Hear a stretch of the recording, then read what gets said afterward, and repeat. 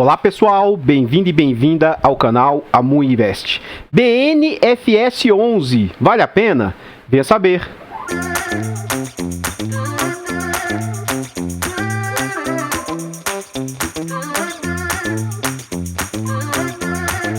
Artlist.io. Então pessoal, antes da gente saber mais a respeito desse fundo imobiliário, eu gostaria de pedir humildemente, por favor, deixa o like no vídeo, comenta para nós. Você conhece esse fundo imobiliário? Você sabe de qual setor ele é? Em que ele investe? Comenta, que seu comentário é muito importante para nós. Compartilhe esse vídeo com as pessoas que você conhece, nos ajuda a levar conhecimento e educação financeira a mais pessoas. Like, comentário e compartilhamento é de graça, não custa nada e vocês vão nos ajudar imensamente. Temos o objetivo atual agora, que é tentar alcançar 5.000 inscritos. Contamos atualmente com 3.103 inscritos. Então, se você quiser nos ajudar na nossa meta de 5.000, se inscreva no canal e ative o sino. Temos também a opção de membro do canal. Clique no botão azul Seja Membro e descubra os inúmeros benefícios de se tornar membro do canal. Você tem preferência na hora de pedir vídeo, a gente vai fazer com muito mais rapidez. Você tem acesso ao grupo exclusivo de membros, é um grupo fechado só para quem é membro do canal. A gente tem grupo de estudo, a gente tem vários benefícios. E o principal também é você saber que você está nos ajudando na evolução e crescimento do canal. Tá? Esse vídeo foi uma sugestão do inscrito que fez o seguinte comentário. Leandro Stafor falou: como posso entrar no grupo do Telegram? Eu optei em deixar o grupo do Telegram fechado para membros porque eu quero tentar atuar com mais qualidade ao invés de quantidade. Então, com menos pessoas, eu consigo estar mais presente, ter debates lá mais fáceis, responder a dúvida à medida que elas vão surgindo lá. Então, assim, fica mais fácil de ter contato com o pessoal. E também para ser uma forma de privilegiar aos inscritos do canal. Aí ele vai e pede, ó, poderia falar sobre o fundo BNFS? Hoje eu trouxe aqui para falar a respeito do fundo. Beleza? Então vamos à frente para saber a respeito. Esse fundo é do setor de agências bancárias. Então, antes de eu falar a respeito desse fundo, que eu já vou antecipando e avisando, o que acontece? O relatório gerencial deles só tem 2 páginas. 2 apenas. Então não tem informação. Então aqui já fica um disclaimer, um aviso seguinte, eu quero ter um fundo, ser sócio de algo, eu quero me tornar cotista de um fundo que eu tenha contato e relação com o gestor do fundo. Se o gestor não se comunica comigo, se o gestor não traz informações para mim, por que eu também deveria ser sócio do fundo? O fundo não se comunica. Então, assim, já é um ponto negativo dessa gestora, pelo que eu analisei, não tem informações, então como é que eu vou estudar a respeito do fundo? E além do mais, ele está no setor no qual isso é coisa minha, pessoal meu, eu não invisto em setores de agência bancária, que é o caso desse fundo imobiliário, eu não invisto em setor educacional, eu não invisto em setor hospitalar, setor de hotéis, setor residencial. Então, esses setores são setores que eu optei por não investir. Isso é uma coisa minha. Cada um desses setores tem pontos específicos nos quais eu opto por não me posicionar, tem um porquê disso, entendeu? Mas eu não invisto, tudo bem? Então o que acontece? A gente vai ver, na medida do possível, as informações que o relatório traz, e novamente, são pouquíssimas informações, e a única coisa que eu tenho a falar, dentro do fundo aqui, dentro do relatório, quando a gente estiver lá dentro, eu vou falar o risco que você tem ao se posicionar nesse fundo aqui, tá? Que é a medida do possível, falando os pontos fortes ou fracos a respeito disso. Então vamos lá, ele é de agência bancária, foi lançado mês 9 de 2012, teve como valor na época R$100, ele é da Oliveira Trust, a sua gestora, ele foi feito desenvolvimento para renda, e aqui já começa a ser o primeiro ponto, entre aspas, ponto negativo do fundo, baixíssima liquidez. Ele tem uma liquidez de apenas 47 mil. Então, se você for se posicionar nesse fundo e for comprar algo em torno de 4, 5 mil para frente, você já vai enfrentar uma grande dificuldade para entrar ou sair do fundo. Os usuários do site dão nota 4 de 5, ele não tem repreciação no IFIX e conta com 700 mil cotas. Aqui já está outro ponto negativo para esse fundo, na minha opinião. Alguns podem achar que isso é positivo, mas para mim isso é negativo. O fundo está sendo negociado a um PVP de 1,12. Isso significa que é 12% mais caro que o normal. Se todo o mercado vem com queda e esse fundo está se segurando, tem esse ponto positivo, sim, mas o ponto negativo é o seguinte, como ele não tem liquidez, provavelmente ele só está se segurando porque quem tem o fundo não está negociando. Muito provavelmente uma boa parte da base dos cotistas desse fundo pode ser que seja de próprios correntistas do banco, tá? Acredito que seja do banco lá do Rio Grande do Sul. A gente nota que tem só 3.415 cotistas. Então pode ser que a base deles lá não negocie o fundo. Pode ser esse o ponto, tá? Enfim, esse fundo está sendo negociado a 1,12. Ele tem 72 milhões de patrimônio e o mercado está aceitando pagar por ele 81 milhões aí pelas suas cotas. Então é como se você tivesse disposto a pagar um ágio, pagar mais R$112 por uma nota de 100. Então o fundo vale 104 e o mercado está disposto a pagar R$116. Tendo o mês 10 como referência, é um fundo que conta novamente com apenas 3.400 cotistas. Vamos à frente. Aqui a gente vê que é um fundo que não sofreu muitas variações no decurso do tempo. Lógico que isso é em razão da questão da baixa liquidez do fundo. Um ponto de atenção é, o fundo vem caindo mesmo que menos que o normal do mercado. Atualmente ele está sendo negociado a 116, é a sua mínima no último ano, ele vem com uma pequena queda, mas eu reforço, não é tão grande quanto outros fundos vêm sofrendo. E ele teve como máxima no último ano 128,10. Então o que a gente consegue observar é isso, é um fundo com pouca oscilação no decurso do tempo aí, tá bom? E recentemente ele agora vem com tendência de queda, mas é o normal de mercado. Vamos à frente. Aqui é um fundo, como ele é muito antigo na bolsa, então esse fundo, por exemplo, já tem um bom histórico aí, ó. O que a gente observa é que é um fundo que vem sempre entregando mais ou menos de forma estável. O que você observa, provavelmente são os períodos de renegociação, isso a gente vai ver lá dentro do relatório, tá? Geralmente do meio do ano para frente ele tem uma melhora na entrega dos seus rendimentos, tem uma queda, não sei dizer porquê, ó, melhora, tem uma pequena queda, melhora, tem uma pequena queda. Isso aqui é meio que comum no fundo. Então, no relatório, para mim, não fica claro o porquê dessas oscilações aí de aumento e queda nos rendimentos, tá bom? Mas ele vem com certa linearidade. No final das contas, não é algo que se destoa tanto. Ele tem uma certa estabilidade na entrega dos seus rendimentos. Vamos à frente aí. Aqui a gente vê as últimas entregas do fundo e aquilo que eu falei, ó, não sei porque, não se justifica, né? Mas olha, ele entregou 99, subiu para 1,4, voltou para 97, subiu para 1,4, voltou para 99, subiu para 1,11, 1,14, caiu para 1,2, subiu para 1,13, caiu para 1,1, subiu para 1,26. Assim, eu não vi nada demais lá no relatório que justificasse esse aumento, esse sobe e desce dos rendimentos entregues. Como é um fundo que está sendo negociado com ágil, tendo em vista os valores maiores aí dos seus rendimentos, tem representado algo, ó, que antes estava orbitando na faixa de 0,8 e como as cotas vêm caindo, o rendimento tem subido um pouco para a faixa de 0,9 agora, 1%. Então essa última entrega de 1,26, que provavelmente pelo que a gente vê do histórico, pode ser que nos outros meses dê uma pequena queda aí, essa entrega de 1,26 representou 1%, 1,03. Só que a cota estava a 122. Como a gente percebeu, a cota já teve uma queda. Então, esse mesmo valor de 1,26, na cota agora já representa 1,09. Vem com excelente acúmulo de 11% aí, que é algo interessante. Ainda mais para um fundo de tijolo, mas saiba, o mercado está olhando atualmente com uma certa desconfiança para fundos de tijolos. Vide o RBVA, vide o BBPO, né, os fundos de tijolos aí, de agências bancárias, estão olhando com certo risco aí. Antes de romper o contrato lá do BBPO, eu já falava nos vídeos lá do início, quando eu criei o canal. Assim que eu criei o canal no meio do ano, eu já alertava, olha, cuidado, quando esses contratos forem vencer, pode ser que enfrente dificuldade.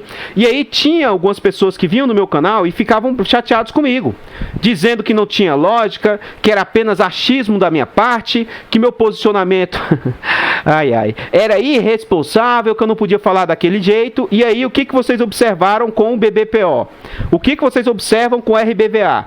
Se fosse uma coisa tão tranquila assim, o RBVA não estaria correndo para vender suas agências e tentar se posicionar agora como renda urbana.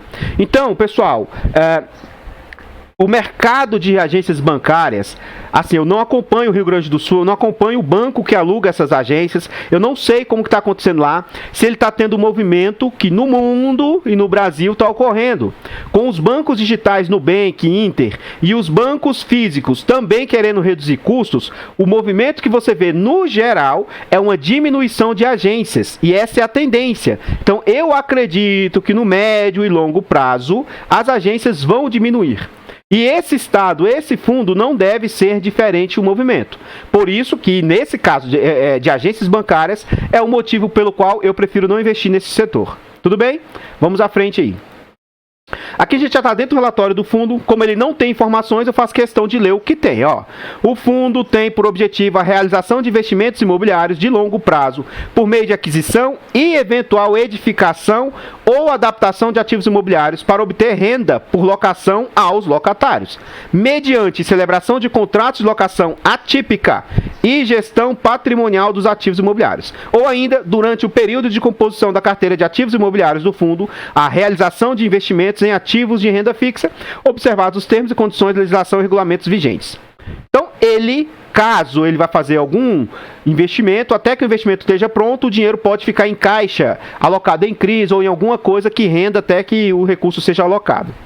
Aqui a gente está dentro do relatório, ele fala o seu histórico de rentabilidade, é uma das poucas coisas que ele traz. Então ele mostra aqui, ó, R$1, 1,5, 98 e o que isso gerou de rentabilidade frente à cota do período. Ó. Então 0,80, que é o que eu havia dito, estava oscilando nessa faixa de 0,80 e agora o mercado deu uma queda nas cotas desse fundo para começar a cobrar mais ou menos 0,90, é o que tem pago ultimamente.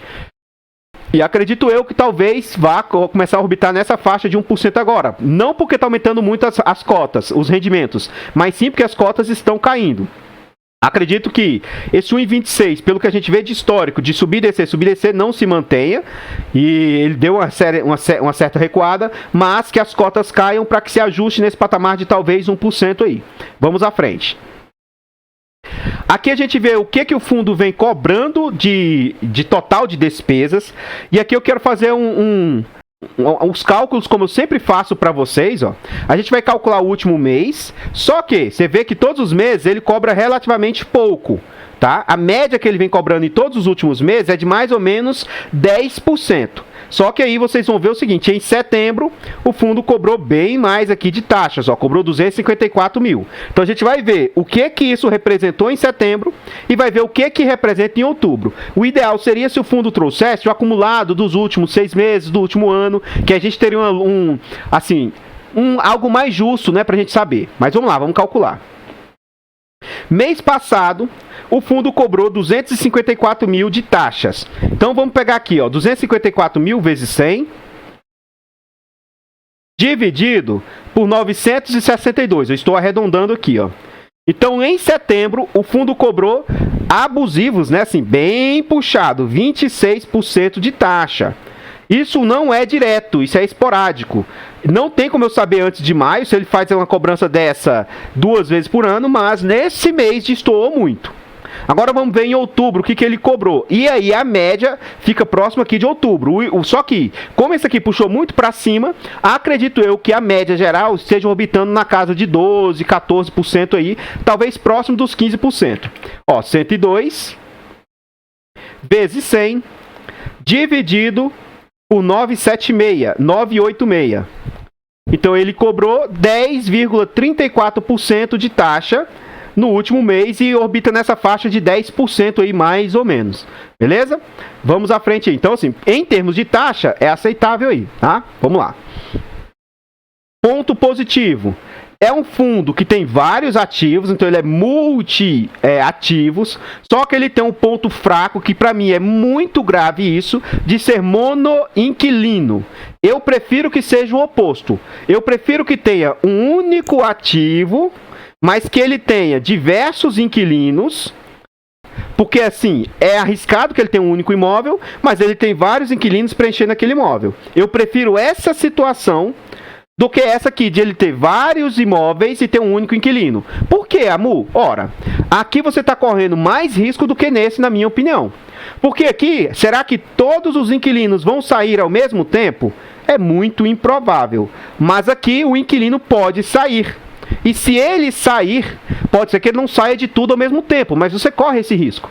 Se ele sair, o fundo fica sem receita. Então, esse é um grande ponto fraco de agências bancárias, do fundo ficar dependente de um único inquilino. Se fosse um fundo que tivesse como inquilino, tá?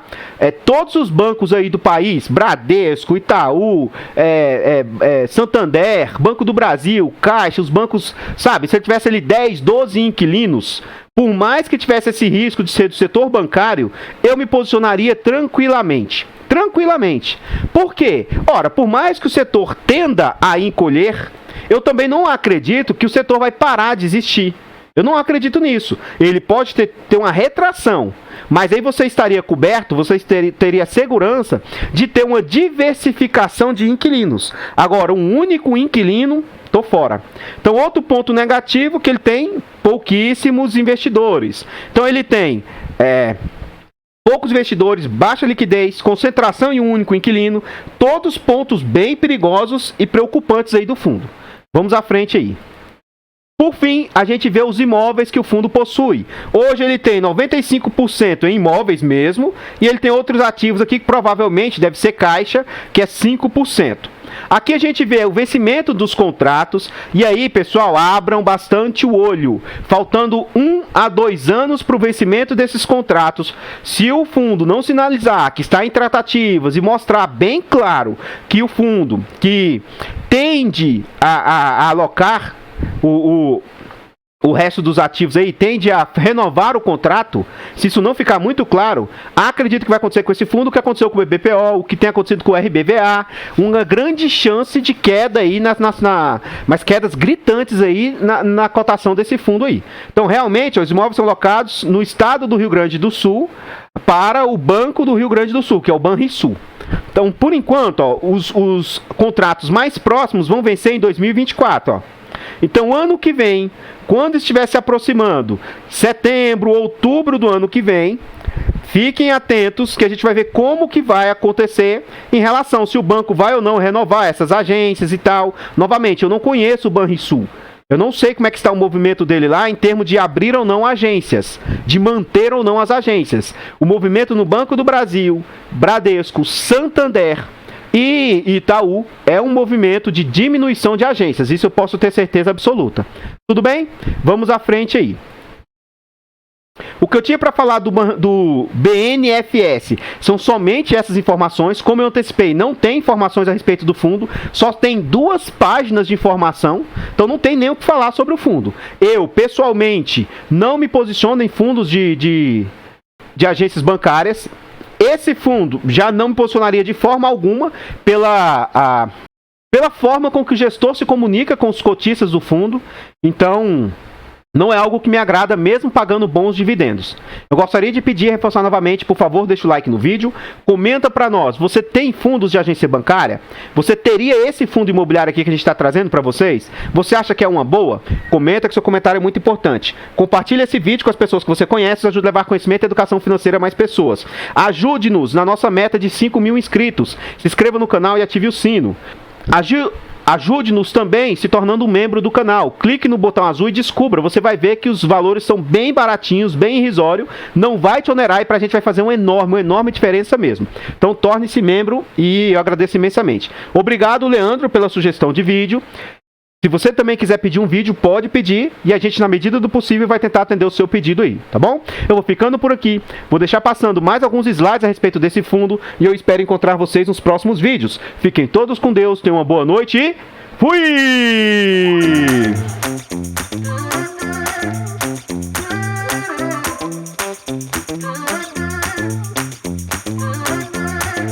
Artlist.io